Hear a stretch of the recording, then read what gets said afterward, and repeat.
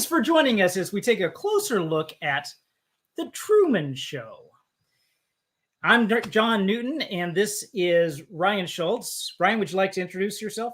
Yes, I'm a fellow writer along with John here, and he can only say no so many times before I can get back on this show.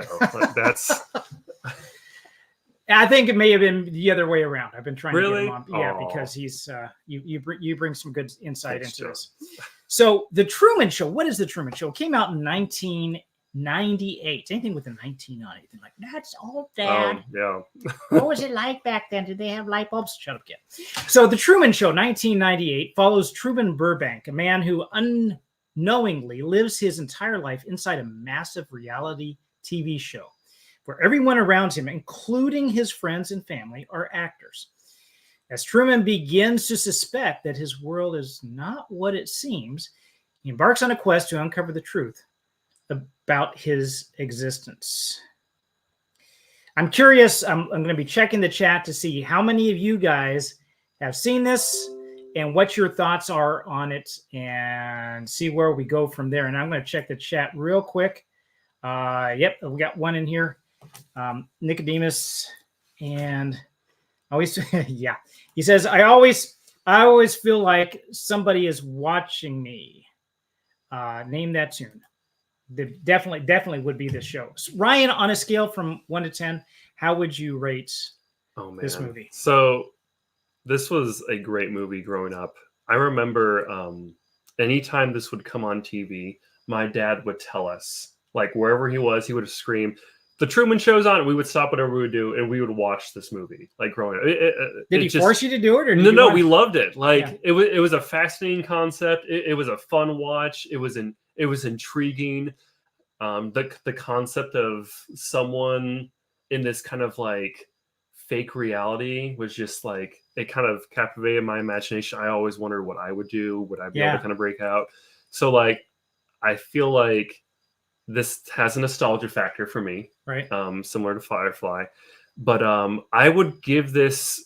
I'm trying to be. I watched it recently. I'm trying to give it a solid answer, and I would say between a 7.5 and 8. But I'm guessing there's some nostalgia factor in there as well. Okay. I would also give it an 8. I think for what it is, I hope they don't try to remake this. Oh, yeah. Because I don't think, especially today with putting things into it, political or whatever, they would really ruin the story.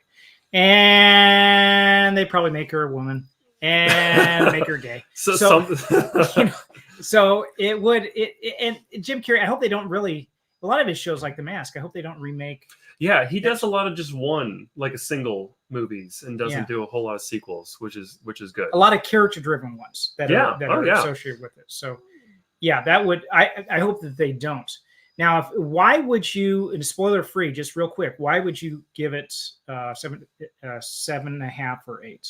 So this movie came out around the time when there was a lot of kind of questions on reality. Actually, this movie came out very close to, like, The Matrix and other movies that were kind of just like, what is reality? What is real? What are we experiencing? And they all kind of had different takes on it. And I think this one had a really unique take in a sense that it wasn't this really dark, brooding kind of like dramatic sense. It was simpler and had some nice comedic elements to it, but at times really kind of snuck in with a powerful moments, and some of the dialogue really lands, I think, in this movie. So you had Jim Carrey. He was fun to watch. He added some of that light humor that you kind of know from him, but he also was able to tone it back enough and to kind of give a more of a thoughtful approach to kind of his acting and explore that question really well. I do think that there are some weird plot holes and just kind of like I think they had to do that because they just wanted to show this side of the story without really thinking that through too much, but that's okay. And I don't know, it's just very thought-provoking. I'm curious to see when we get to the spoiler part, what you say those are.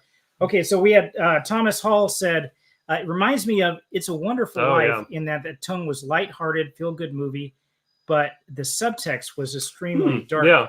And I would say the even though this was lighthearted and stuff, it's almost like the 1950s nostalgia, perfect world, what they were wearing and stuff like this. But the dark side of it was that he was being controlled, and watched unknowingly. He was what they say. He was the first human to be adopted by a corporation. I hope we never get to that point. That's really kind of scary. Yeah, it is kind of scary. But even in the movie, they kind of played it off as like almost like a joke, like that could actually never happen. Like it was like a number of things where they want to have like a kid in the movie, and they were saying we're on track to having the first on-screen conception or something like that. Oh yeah. I was like, okay. To me, I always thought that was kind of a joke. Yeah. Like the way they adopted, like, or not even adopted, they own like this person. It almost seemed like hyperbole to me. Yeah. Yeah. And you saw the size of the studio that was there. Yeah. And it was just behind. Like just bombastic, ridiculous scope. So a couple more comments here, and then I'm going to go to the poll that we took. Nicodemus mentioned the Rockwell, the artist from the 1980s. Norman Rockwell. Oh, he did Saturday Evening Post. I think it was more towards the 50s. If that's the same one that you're talking about here. Yeah, I'm curious. See if you can give a follow up on that one. Yeah, and then he also mentioned one of Jim Carrey's best films. I wanted to cast him in a script. I was working on Conan the King's second sequel, I guess, to Conan the Barbarian, and I would like to. And he would make a brilliant, serious actor. Which he did. And then Thomas Hall mentioned his performance and the town make me think more like a 1960s sitcom, Dick York and Bewitched, than the late 1990s reality. Yeah, definitely. I think that's what they were shooting for. Yeah, with that, because of the way they dressed and everything. It was very. Yeah, I was almost going to dress up like that. But I don't think I would pull it off. It wouldn't be the same thing. This was also very similar to the movie Pleasantville that came out. Yeah. That was all along the same time. Like, where are the limitations? What is culturally appropriate? What is society expecting of us? Another similar vibe to that. Also the 50s, I think. Yeah. Yeah, I think so. So we did take a poll on this. And the reason why we're doing this one tonight, the Truman Show, is because I put it out to you guys to say, what would you like to see? We had the first one was conspiracy theory, which was really kind of shooting for myself. I wanted to do that. Truman Show, The Forge, which was one that just came out recently, a Christian film, and Reagan, which just came out recently too. And I also wanted to do Reagan. Wow. I did not expect that level of desire to see the Truman Show. It's a great movie. Yeah, it's a classic. Yeah. So, hey, here we are doing that. So that's a spoil-free review. We're now getting into spoiler territory. So I don't know if that matters a whole lot. I mean, 98. So if you haven't seen the movie and you want to, shut us off, go watch it, and come back, because we really would like to have you. So thoughts on the spoiler parts, any particular things that stood out. And then I'll let you know this too. We're going to go through different scenes, pull it out, talk about it, get your thoughts on it as well, and go from there. So what were your spoiled thoughts? You said there were some plot holes? Well, okay, so maybe plot holes wasn't the best. Like, there were stretches. Okay. So there were parts in the movie where, like, they acted so quickly to intervene, and then there were other parts where they, like, it was clearly something was wrong for a considerable amount of time when they could have, like, intervened or acted in some way, and they just kind of, like, let it ride, like, and let. Okay. Maybe I can think a couple examples. When his dad first shows up, there's all sorts of things, like, orchestrated. They get in Jim Carrey's way.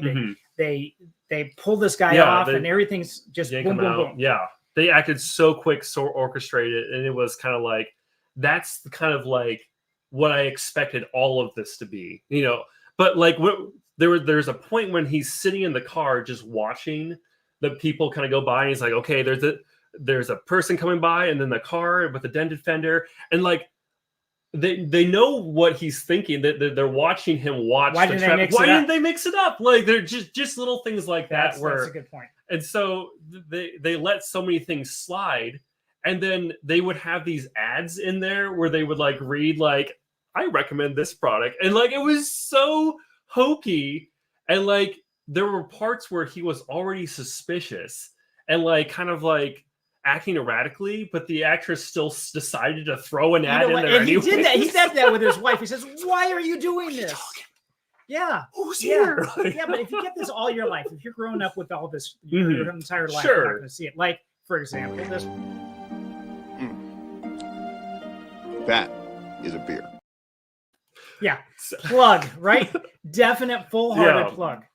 That's how you do it, though. Like I could believe if one of my friends said that, like maybe it'd be kind of weird. Like, what are you doing, man? But then there were other times where it's just so obviously offbeat and off subject, and it was just like, okay, maybe we can tone down those while he's like in crisis mode. So we're gonna let's take a look at our first. Other than that, you know what? Let's talk about the product placement, because there were product placements in there, and so I was watching this with my daughter yesterday, the first time that she had seen it, and she's a young teenager, and she's watching this, and she's, you know, like most kids nowadays, doing two things at the same time, right? She's doing that while she's watching, and I'm thinking, are you paying attention?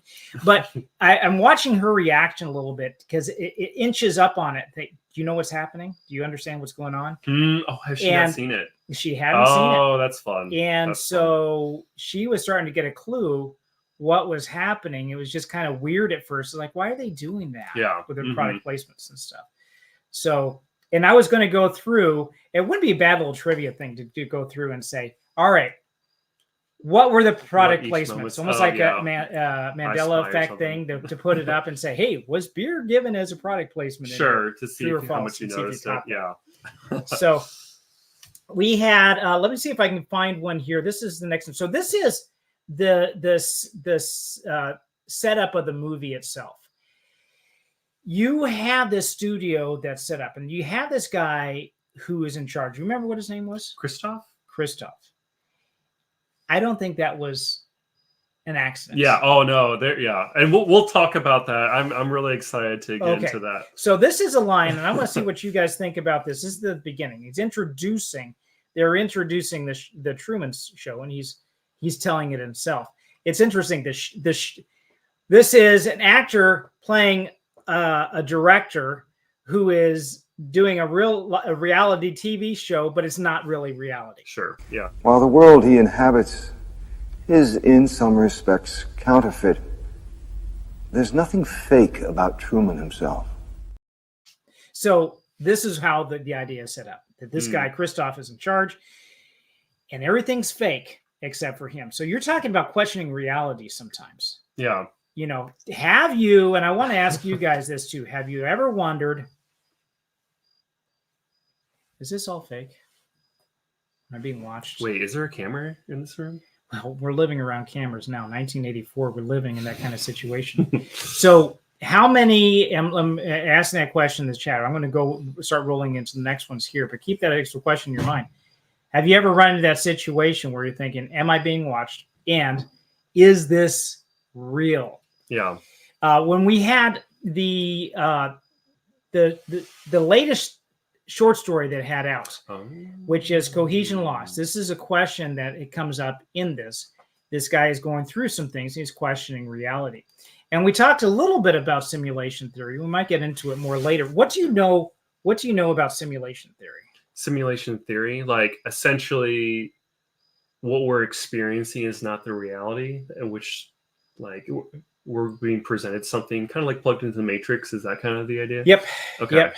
And in a very, very, very good simulation, how would you know the difference? I don't think you could necessarily. But I guess this is all, theoretical, since we don't have a simulation. Like maybe you would see some seams here and there, but like in a sense of the matrix, I don't know if anyone, broke out of the matrix without someone from the outside, stepping pulling them out, intervening. Yeah. Mm-hmm. Yeah. But in this case, in the Truman Show, there was enough seams. He can start seeing like things that were fishy that were coming out, And so he was able to take himself out. Right. So if we were living in a simulation, you would expect there to be some sort of glitch in the matrix. Yeah. Where you would tag onto it. I do believe in a way that we are living in a simulation. In a sense, yeah, I think I can agree with that. In what sense? Okay, let me do a little bit of fishing. What sense would you say that is? Well, I mean, I would say in a sense that like in a spiritual sense that is a plane outside these 3, 4, even arguably 4 dimensions if you talk time.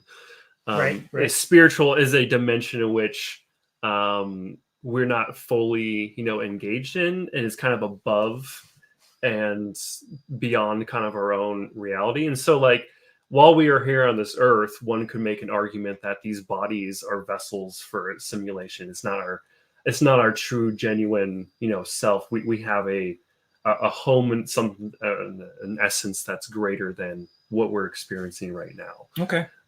I think there's some truth in that. You look at 1 Corinthians 15, where it talks about resurrected bodies that in the end, we're not going to be bodiless spirits. Sure. But with maybe a new heaven and new earth concept there, that what we have here on earth in the physical universe right now, there's some things that we're struggling. It itself is groaning. Yes. Waiting for expectation for absolutely. The final resurrection. And then things will be fully restored. But yeah, the earth, the whole universe being a subset of another universe. And in that way, you can say, okay, it is a simulation. Who's running it? It's God. What is the difference, though, between what is the difference? Yeah, what is the difference between the real God and Christoph? I mean, this is, let me see if I can find it. Yeah, this one right here. Christoph is really designing this world here, and God is designing the world that we're in. I'm going to check chats real quick, see if we got something here. It says, Thomas Hall said, in my pre-Christian days, I would never have considered it. So, Thomas, I'm wondering, are you talking about wondering about the whole simulation question? Is that what you're doing? And then Nicodemus said, is this real? Hands down, ask concerning spiritual matters, faith in God, and the preternatural heavenly bodies. Yeah. And Thomas says, but I can see a possibility for Gen Z. So Gen Z, here's the thing too. Okay, this is an older generation might have to. What are you guys talking about? Being simulation. I mean, this is all real right here. I mean, I can touch and speak. But what is the younger generation, Gen Z, have that an older generation, let's say the silent generation, wouldn't have had as a point of reference? Well, I would say they would not inundated with messages. They're not. I feel like anyone that's engaged in the online presence in social movements can't help but feel like there are forces trying to curate an experience for them, right? And I think that there are some parallels to the Truman Show in that regards. And so one would argue, I think both sides would argue, whether you're on the left or right, either side is being deceived. Whatever type of media they're consuming is essentially the Truman Show, like trying to trick them and fool them into believing a certain world is the reality or not.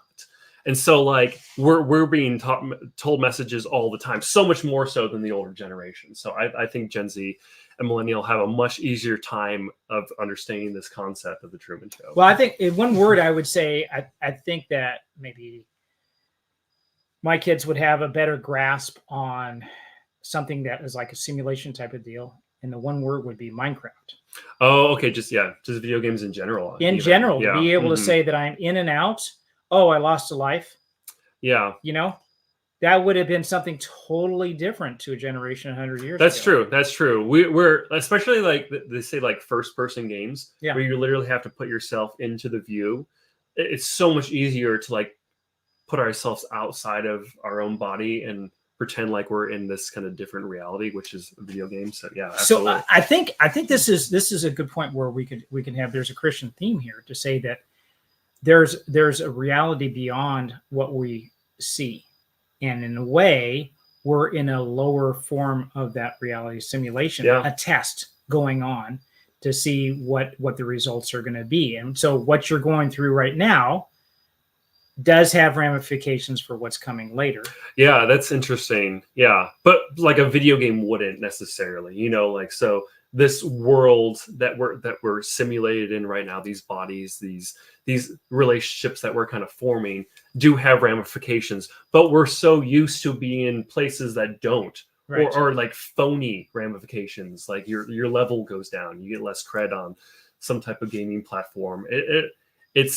It's a way to trick us into thinking that like these other places have importance, and this spiritual realm, like that's just like another version of that's not as important. Well, I guess you could say that the flip is true, because the going into Minecraft would be just like where we are now, and that the real thing that really matters is the world that we're in. Sure. It's that's what lasts. We turn off the game, it's gone, it's done. Right.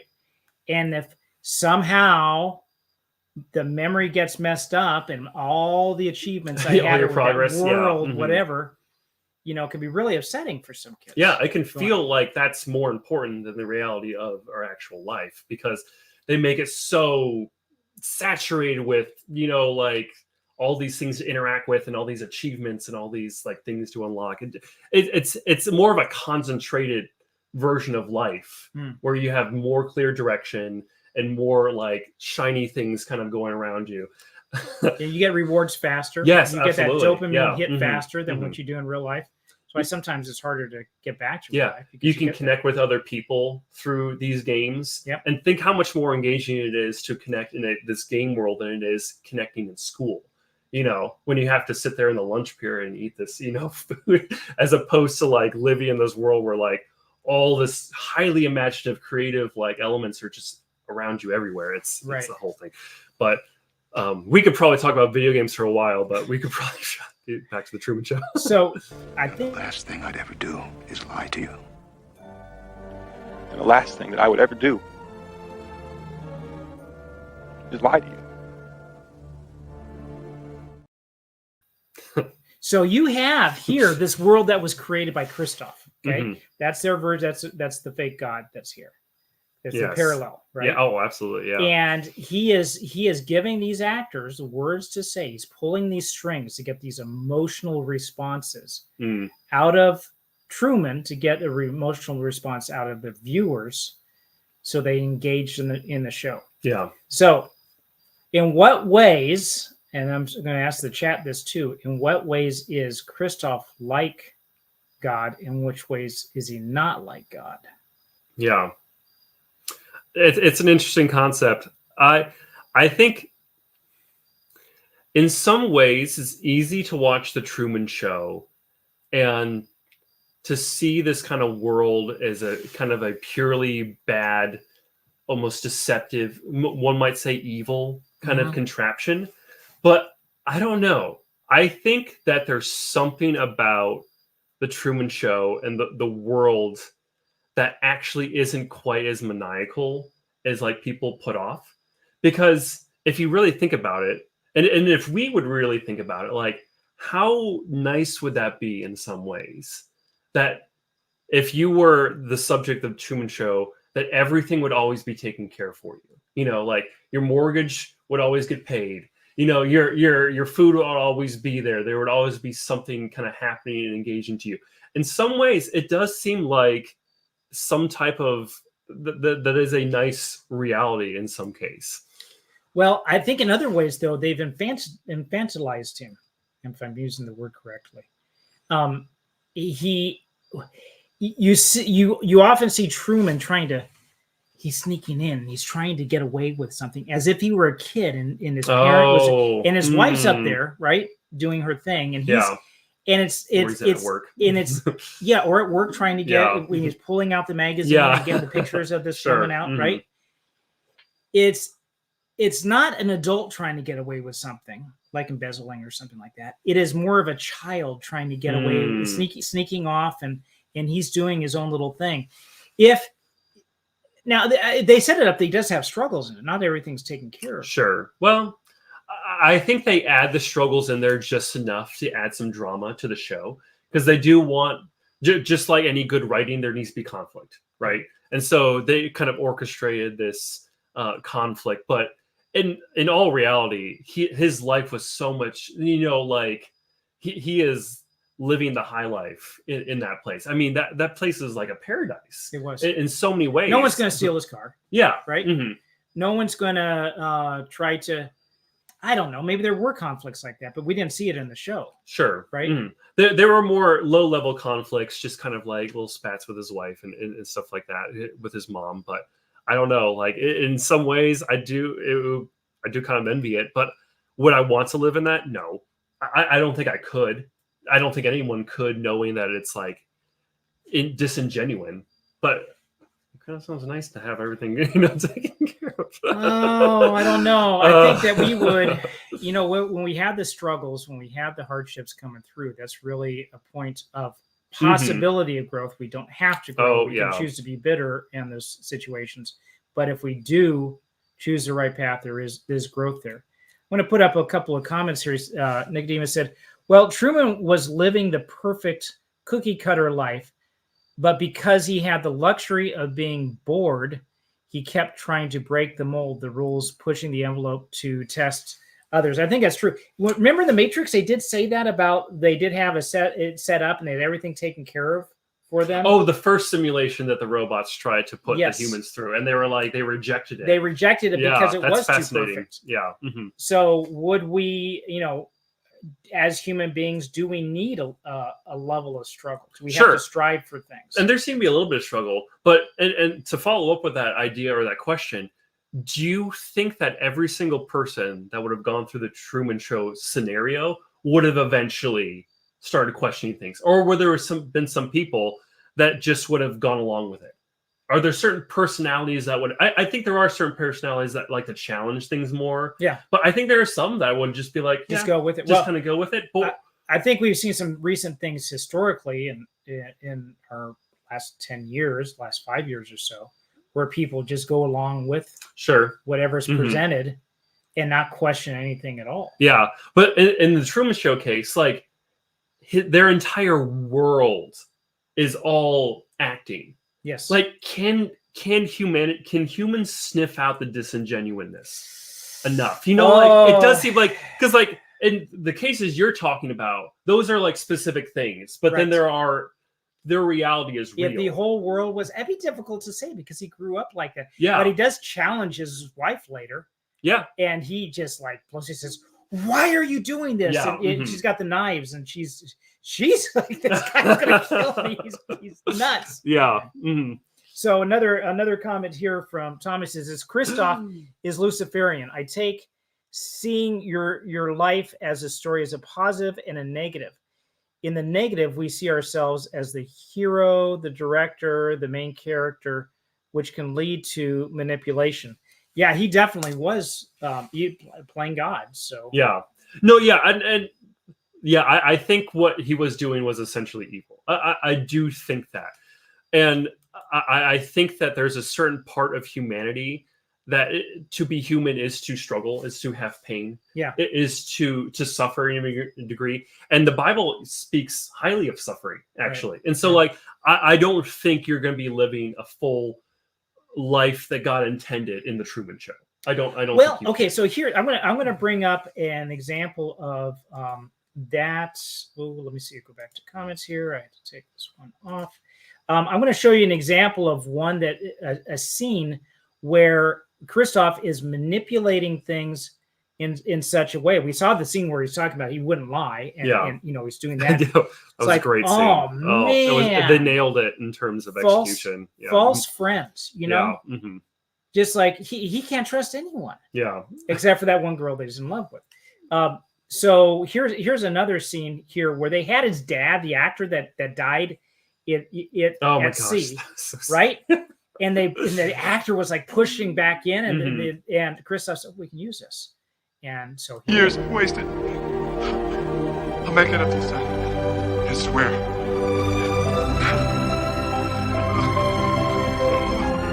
Dad.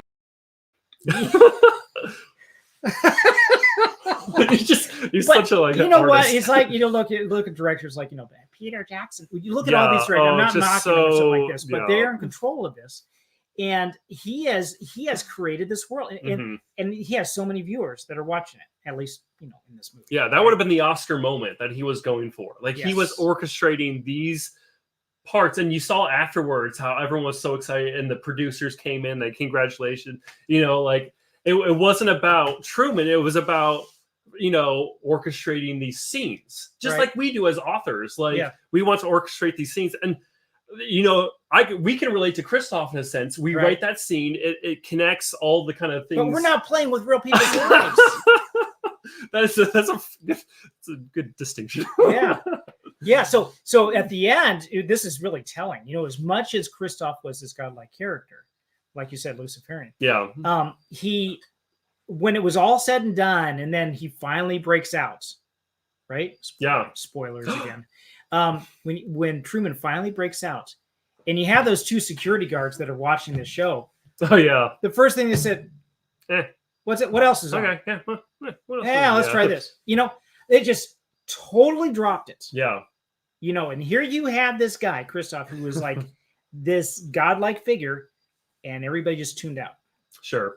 Because it was over. Yeah, like the drama was over. Like they got what they needed. The entertainment factor was there, and then he got out. And I mean, I would be so curious to see what that person's life would be like outside. Like the drama would continue in that regards, and there'd be lawsuits and all kinds of crazy stuff that would be happening. nuts. But that's a whole nother conversation. Okay, so I'm going to try to catch up a little bit on some of the comments here. On the positive side, saying that everyone is living a life in which they are equally complex with dreams, struggles, suffering, and beauty. Yeah, I mean, there is so much in common that we do share with this, and this would be a chance for them to be able to see it. Truth Defender said, the mask and vaccine folks would love nothing more than for a tyrannical government to control every aspect of their lives.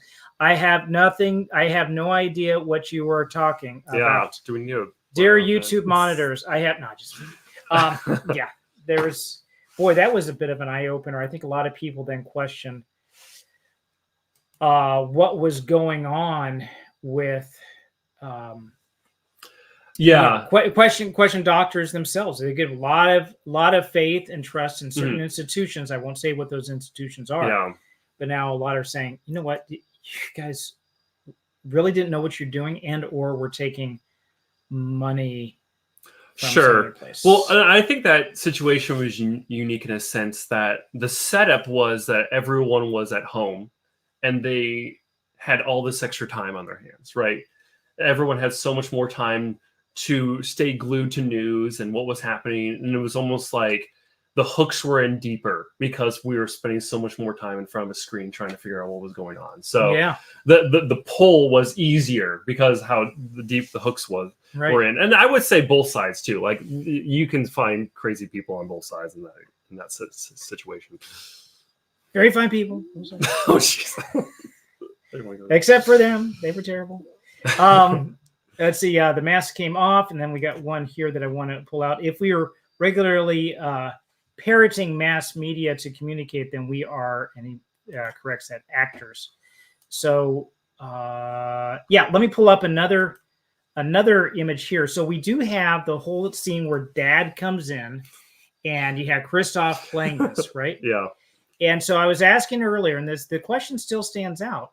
What are the similarities and differences between Christoph and a true God? Because somebody might be looking at this who is a skeptic or an atheist and say, you know what, this whole thing is it's just like God. It is, yeah. It's just fake. People can put parallels to that very so easily. you could put the opposite parallel here as well. Mm-hmm. So my question is, how do you answer that kind of? Yeah. How do you answer that thought? And you know what was interesting? Just visual symbolism at the very end there. Did you notice kind of the setup where Truman was and kind of where Christoph was? He was up at the moon. Yeah, he was in the moon. But did you notice how the sky was just absolutely gorgeous? Mm-hmm. Like it was just that it was light, it was truth, it was beauty, all these things. And where was he going? Who, Truman? Yeah, Truman. Well, what was the going other towards option? the horizon, right? Sure. But after he got to the horizon, he climbed the stairs and he opened the door. there was just this darkness. Yeah. He was either choosing darkness or light, almost in some sense. But like just I visually, don't you know what I mean, know. though? Yeah. Visually, that's how they portrayed it. No, I think it was just more of an escape. He's getting out of there. I don't know if it's so much going into darkness. I think it was more just the unknown, because now he's in territory that's unscripted. I agree with you in that regards, but they portrayed it as dark and light. I just in a visual sense. Okay. And like I think that alludes to this idea that this world was familiar that Truman was coming from. Yeah. It was safe in a lot of regards. Now they did try to kill him at the end there with the storm, which is another interesting parallel. But it was familiar. It was safe. There were people. His friends were there. It was all he knew. Right. Was this world, and he got to witness these gorgeous sunsets every night, and just like all these things that seemed like we would want in our day. Like we would want that life in a lot of sense that Truman had. But then there was this dark doorway that he had to go through in order to kind of break out of this safe, familiar world. And I think that just kind of emphasized this, like maybe it is more of a mystery kind of, he was going into mystery, but there was this sense of like, maybe this place wasn't so bad after all. So here's the question. What is the fake part and what is the real part with this? If you're an atheist watching this show, you say, well, then religion is just the fake part and you're breaking out of it, just the cold, dark reality of the universe, and you're just a product of a mindless mud hole. Yeah. And it's totally insignificant. And getting black-pilled. Have you heard that? Yes. Yeah. Okay. Right. Black-pilled. So there's that. Or if you're looking at it maybe as a Christian, you're looking at it from a different perspective and saying that the world tries to put us in a way to set up this false reality, and God's reality is something that's beyond that. Sure. In this story, though, he was breaking out of God's control. That's the way it was. I believe it was being portrayed. And so Yes. that's kind of how. And so, like, I think this would be more of a case for an anti-religion film, but at the same time, I think that you could look at the details enough to see, like, no, like this is that world that Christoph created is our culture, is our world. We need to break out of that reality. But the way the movie portrayed it, the way he was up in the sky, the way he talked, the lighting, everything, it was more of a he was God, and we need to break out of these systems, if you will, that like are holding us back. They're deceiving us in some type of way. So I think at face value, it would be hard not to see this movie as we need to break out any type of system, whether that be religion, whether that be politics. We just need to get out into reality. We need to go touch grass, type deal. So I don't know. It's an interesting idea. So checking the comments again here real quick. We have Mark said, paranoid delusion, maybe. Invisible things cannot be a logical conclusion. Invisible things cannot be a logical conclusion. Well, there are a lot of invisible things that are true. Yeah, like math. That's invisible. Yeah, there you go. I can't see my heart. I guess you could say, well, you could see it maybe, or your brain. But both of those are real. And then Thomas Hall said, God often acts by not acting. Jesus played his persecutors perfectly by just letting them do what they wanted from out of their dark hearts. Yeah, there was, I guess, playing the script without realizing you are playing the script in that regard. So, yeah. So if we do have this reality that's presented to us, this fake reality that's presented to us, what are the ways then that we would break out of that?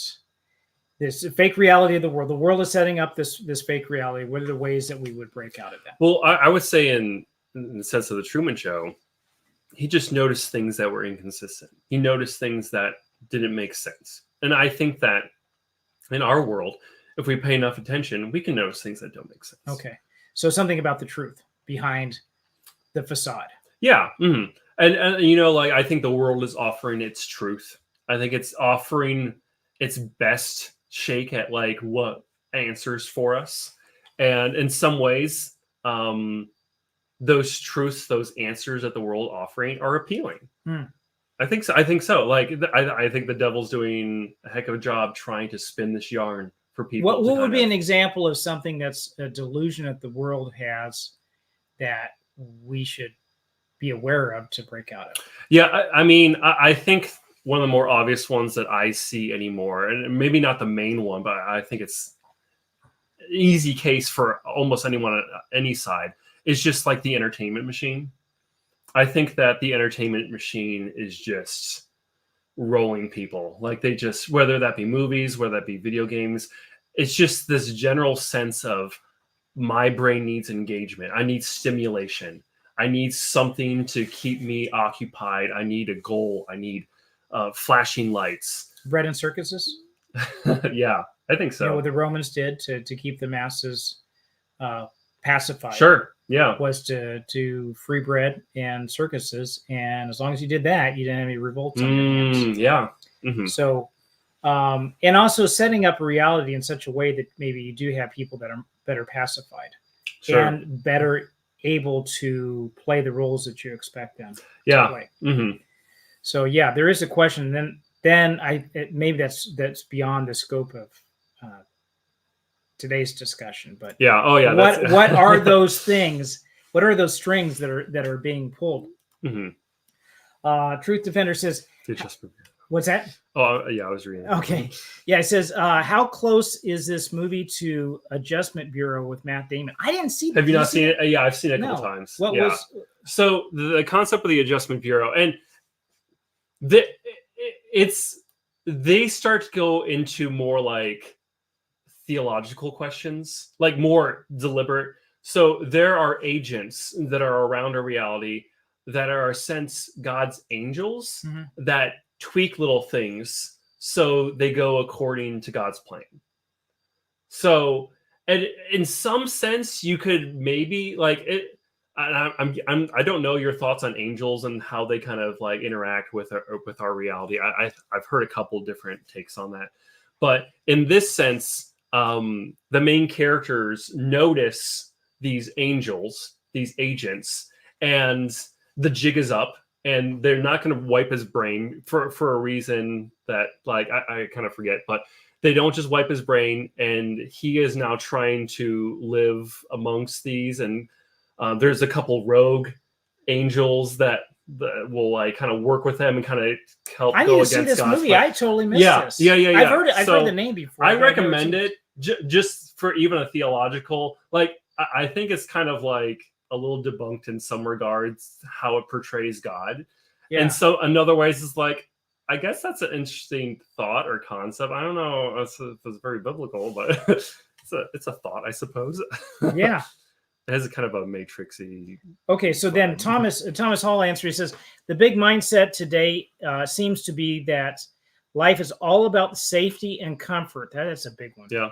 And I suspect if Truman were real life, this would have been far more difficult at the end of the movie, but more worth living.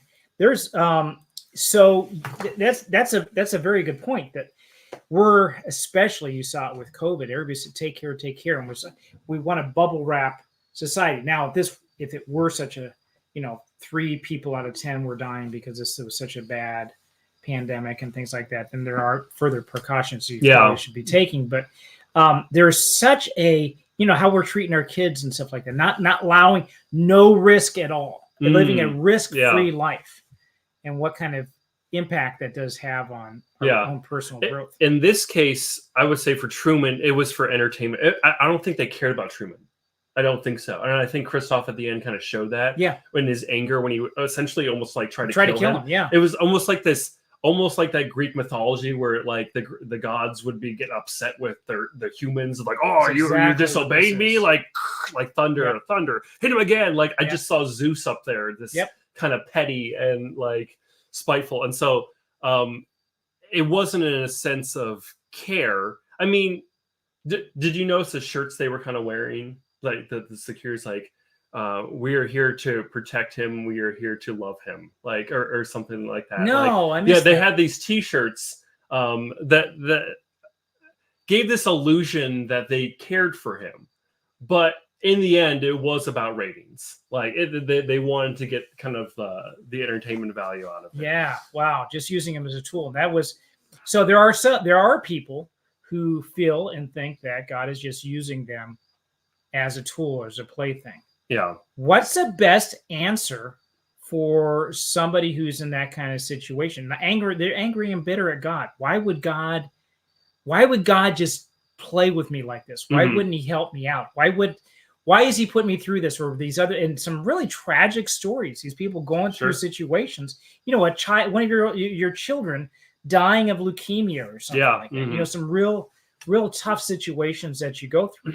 So how do you answer somebody who feels like God is they're blaming God for just playing with them? They kind of picture him as Christoph just up in the clouds, just kind of like entertainment, or either manipulating things for the sake of whatever, some sick. How would you answer that? You're talking to somebody and say, the question of suffering is one of the biggest, objections to Christianity, and many theologians have gone down many routes trying to address that. And I do think there are good answers to that. But I would say if anyone had an objection to Christianity, I think the most honest one is the question of suffering and the question of pain.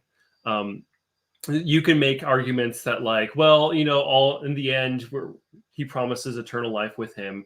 And so everything is good. And it's like, well, what the heck? Why in the meantime are we just kind of getting messed with? If why can't we just kind of skip the formalities and get to this place that we're promised? What is it about God that likes to see us suffer? Yeah. I don't think he likes to see us suffer, but there is something about suffering that uniquely molds us and shapes us.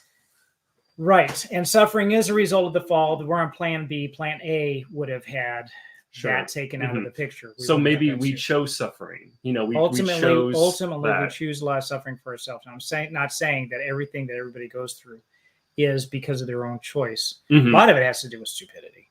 Yeah. Or somebody else's stupidity. Broken world. World that we're in as a result. It's no real it's no real fault of a mother or father whose child is dying of leukemia. Sure. You don't point at them and say, you must have done something terrible. That's what Job's friends did.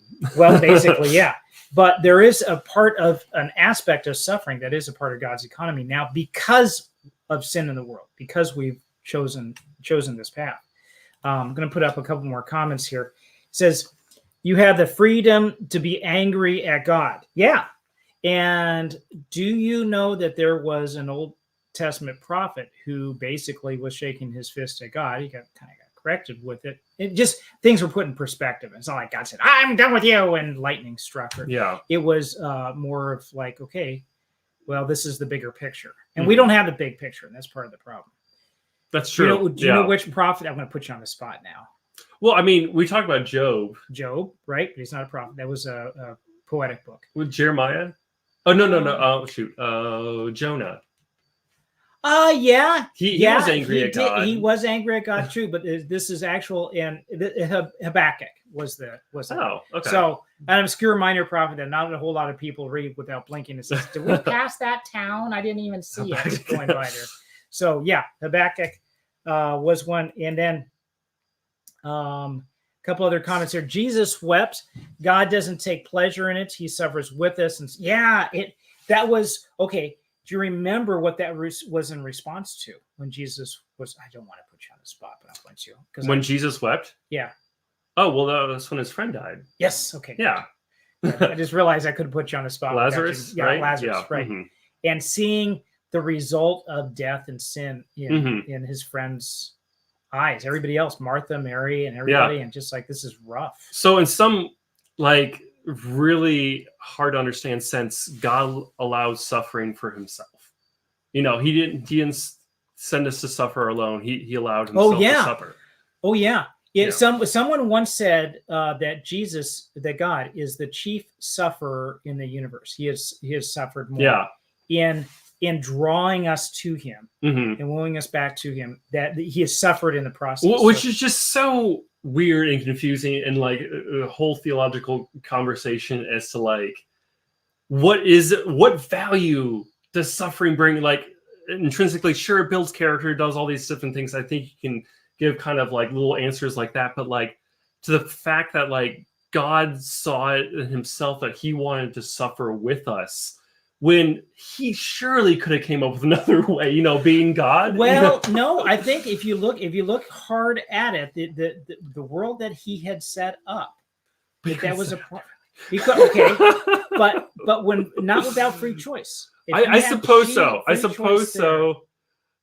I don't know. So life for life, blood for blood. Yeah, I gotcha. Hebrews says, without the shedding of blood, there is no remission of sin. So there was from the very beginning, the lamb that was slain from the foundation of the earth. He knew. And that's the other thing too. He knew before all this. Yeah, I know. Yeah. And that's why it gets a little confusing and like trying to put ourselves into God's, you know, point of view. But like, I kind of like it though, because I'd much rather have a God that suffers than a God that just like looks slothfully down from his perch and just kind of like controls things, kind of like Christoph did. Yeah, I think that's so he's much more engaged. interesting. Yeah, he's engaged, and honestly, and you know, it creates so many more stories.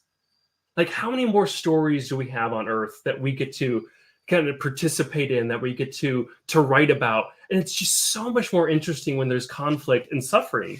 It's what, you know, like I feel sorry for being one of your characters. You know, in the story, I'm going to make him suffer. Yeah, but there's just Wait so much till more chapter there. 14. Yeah. What if the reality was like, you know, those atheists or people that just picture heaven as just like this cloud and we're all just harps and just like everything's just like this perfect little utopia almost type stuff. Like, that's not a God I would want to worship. You know, like there is something so interesting about engaging in the difficulties of life. Now, I say that now, you know, things are pretty good in life right now. And I probably would think otherwise crossing a certain threshold, you know? Yeah. But at the same time, until that threshold, I can see how the suffering creates so much more opportunities for growth and more of a genuine relationship with God. Because I don't think we would have as deep of a relationship with God if we don't suffer. No, that's a good point. Okay, pull up some more chats here. Nicodemus said, unlike Jim Carrey's other character, for like it actually smites me, oh mighty smiter. Oh, that was another good show. We ought to do that. It wasn't really a science fiction. This really isn't a science fiction. Yeah, it's more, but it's more of a theology. But I thought it was very well interesting handled. Theological questions. Yeah. A little bit more racy. A couple of scenes. Oh yeah, but it was a comedy. Yeah. It wasn't as bad as others. But no. Thomas Hall said, Jesus wept. God doesn't take pleasure. Okay, so I think I did that one. And then he said, he's called Father for a reason. You want to participate in the lives of your children without running their lives like robots. Yeah, you can't have true love. That's what it gets down to. You can't have true love without free will. Yeah. And you can't have suffering without free will? Or you can't have free will without suffering? You can have free will without suffering, but there is the possibility of suffering because they just choose to go the other direction. So let's say you have a teenage child or an adult child, just newly moves out of the house. Okay. And he says, you're not going to run this child's life. You hope that the training that you've done and everything is setting him off in the right direction. Sure. Right. But then he gets involved in things he shouldn't. And because that happens, there's suffering. Okay. Right? He suffers. Maybe there's drugs. Maybe he gets involved in drugs and he suffers. Okay. I hope that doesn't happen for your child. But that's a possibility, right? Mm-hmm. And that's the same for us too. God lets us make our own decisions. Sure. For better or for worse. But there's consequences for those. Okay. So there is another video that we both came across separately that I want to share. It's not specifically with this movie, but it's related because it's Jim Carrey, and it's related because of the suffering aspect that we're talking about right now. I don't know if you've seen this or not, but check this out and tell me what you think. I've had some challenges in the last couple of years myself, and ultimately, I believe that suffering leads to salvation. We have to somehow accept, not deny, but feel our suffering, and then we make one of two decisions. We either decide to go through the gate of resentment, which leads to vengeance, which leads to self-harm, which leads to harm to others, or we go through the gate of forgiveness, which leads to grace. Just as Christ did on the cross, he suffered terribly, and he was broken by it. To look upon the people who were causing that suffering, or the situation that was causing that suffering, with compassion and with forgiveness. And that's what opens the gates of heaven for all of us. So I do not know if I'm putting this at risk of getting maybe a copyright claim on this because it's there. And there might be, if in case I do have to take this out to avoid the copyright claim, there's also some hits on the, I'm probably going to get penalized a little bit on some other things. But I think it's worth showing you guys this. I don't know what his relationship is with God. Sure. You know? Yeah. I don't know where he is. He could be off and left, but it seemed like, it was pretty much right on? So Jim Carrey has a very interesting history, just in general. I don't know how much we want to talk or get into that. But there was a point, and another clip which would have been kind of interesting to show. He's kind of at a red carpet premiere for one of his movies. You remember seeing that? Yeah. And he's so like, I don't know why I'm here. Like, he's just like, this is ridiculous. This is dumb. Like, you guys are a bunch of almost like having a mental breakdown. and just kind of throwing it all aside. And then at that point, he kind of really stepped away from movie making for a while. So like he became kind of this clown type figure. And like, this was a movie where I remember hearing on set, they were not allowed to mention his other movies when he played like Ace Ventura and all these like crazy over the top eccentric characters. There was a certain amount of like, he was after something bigger. I think he was. And I think it started off as cynical at that red carpet where he would just like, this is, I don't know, you guys, Hollywood's debunked. It's just, you guys are all just part of the machine, wanting to be entertained, wanting me to entertain you. And what does it all mean? What's all the whole purpose? And I think that was after doing a lot of these like hugely bombastic characters. And the Truman Show was one of his first real dramas in which he kind of really can kind of show a different side of his like acting / kind of like diving into kind of deeper questions. And so I do think that in his character's journey, there was like the Truman Show may have been more of a documentary where he's trying to break out of the entertainment world. And like, you know, like that's getting real meta here. Okay. Where he himself is like escaping out of the Hollywood machine. Wow. So I don't know, like how deep that psychologically was with him. That's interesting. That is an interesting take. Yeah. So I got. Let's see. Okay. Sorry. Back up a little bit. I got a little bit more here. I'm trying to catch up. It says, Thomas Hall, do you think that honor your father and mother is coincidence in God being a father? Also, I think that might have been specifically for him.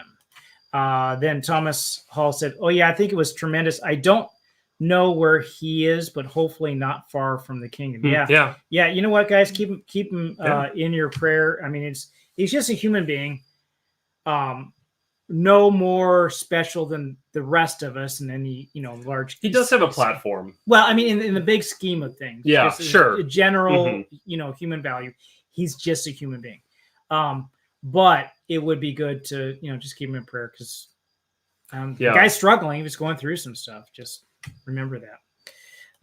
And Nicodemus also said, Jim Carrey was also special. Just look at the characters he created in the 90s TV show.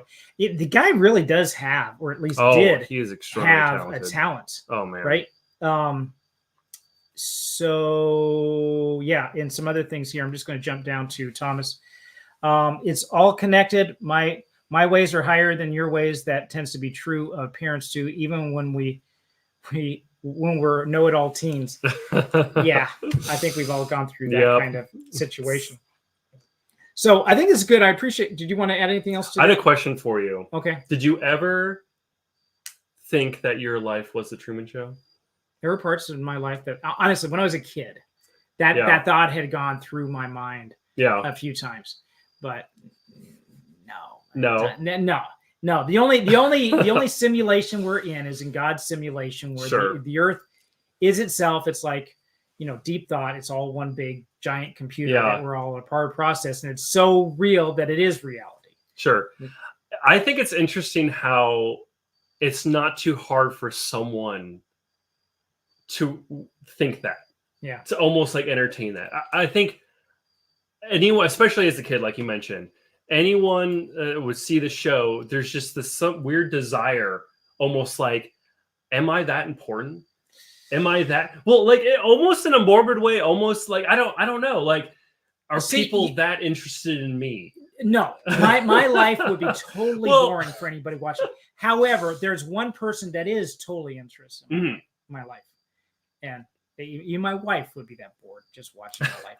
That one person is good. Well, that's what I was going to get to, because like everyone, I think the draw that people think that they're on the Truman Show is a God-given one. I think that is it's probably a good point. Yeah, I think that's some type of instinctual nature that God gave us as being made in His image. That like we can't help but think or hope maybe that someone's watching everything we do. Is that what you would say would be the Christian theme behind this? Sure, I think that's a strong one. Yeah, I would think so. And we've already mentioned a couple others, so I didn't specifically point them out, but the relationship of God and comparing and contrasting Him to Christoph was the other thing. But an innate sense that somebody is watching me and somebody is interested in watching me, and that one person would be God. Yeah, I think the difference is like everyone else isn't in on it too, like in the Truman Show.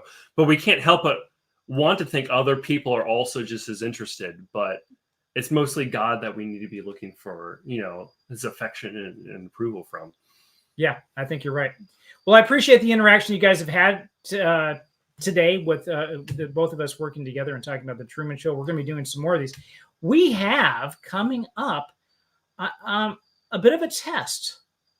I'm going to take a test. I don't know if Eric, your brother in Christ, is going to be able to take this test with me, but we're going to share the results with you on Thursday morning, and we're going to see if. Oh, whoa. Am I racist? So, yeah, we're going to check this out. I wasn't really originally going to do this because it's not really science fiction, but it does impact fiction and literature in that we've said this before many times, the gatekeepers of literature and movies, literary agents and so forth, even critics. You can see this movie itself. That movie, Am I Racist, is not getting reviewed by any like ABC, NBC, New York Times. Yeah. None of those. Now, Nerdrotic. I saw Nerdrotic came out with one on that, believe it or not. And there are a couple of other Jimmy John's, yep. And so, hats off to them. Good going there, guys. But no one else is. Why is that? Well, I think the weirdest part is like you should just review it and give it a negative review. The fact that there's no reviews, and maybe there'll be some eventually. I don't know, but that's almost like more suspicious. Is the popcorn reviews or the viewer reviews are like 99%? This is really a favorite. Yeah, it's really interesting because like, I've seen the movie. You have? I have, yeah. Oh, and so like I thought it was a good movie, but like 99% like seemed a little tilted, and I think it was a little bit more of a statement. Than anything. Oh, okay. Like, you know what I mean? Like, I don't think it's actually like a masterpiece, 99%, like amazing movie of our it's more generation. Of a documentary, right? Yeah, it's a mockumentary, type stuff. Okay. So, like, I think the votes, they're kind of trying to make a statement here. Like, it's more of a kind of activism in some regards. It's still a good movie though. Like, okay. Well, shoot, maybe I should review it with you also. So, but that's going to be Tuesday morning, and you're not going to be available for that. So that's coming up. And looking forward to that. And then next week later on, I believe next Thursday, we're going to be doing Alita Battle Angel with Jono from the Culture Crusader, our friend and buddy down under. Going to do a review with him on that. So until then, let me just sign off finally with everybody and say... Oh, and in case I don't see you, good afternoon, good evening, and good night.